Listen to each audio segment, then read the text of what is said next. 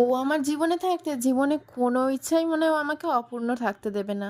তার কারণ হলো ওর মাথাটা যেদিনকে ফেটেছে মানে আগের দিনকে ওকে আমি বলেছিলাম পেটাই পরোটা খেতে যাবো। তো কোনো কারণে যাওয়া হয়নি। তো পরের দিনকে এই মাথা ফাটা অবস্থা নিয়েই আমাকে পেটাই পরোটা খাওয়াতে নিয়ে গেছে দেখো। কারণ আমি পেটাই পরোটা খেতে না প্রচণ্ড ভালোবাসি আর ও বেশ ভালোবাসে। আর এই দোকানটা এত সুন্দর পেটাই পরোটা বানায় একেবারে পাতলা, পাতলা। ওই তোমার পরোটা কাকুর থেকে অনেক ভালো। কারণ পরোটা কাকুর পরোটা তো খেয়ে দেখেছি। আর এখানের ডালটা বানায় আরও ভালো।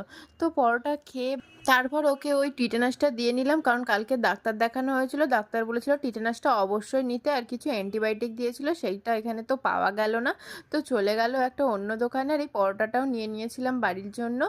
আর হচ্ছে ও গিয়ে দেখলো ওখানে ওখানে পেয়ে গেল। তারপরে আমি একটা ধান্দা করে যাচ্ছি দোকানে, মানে ওষুধের দোকানে। তো চলো ধান্দাটা তোমাদেরকে দেখাই। এই যে ওয়েট মাপবো। তো ওয়েটটা দেখেছো? ও এম জি, বাপরে বাপ কি হবে বা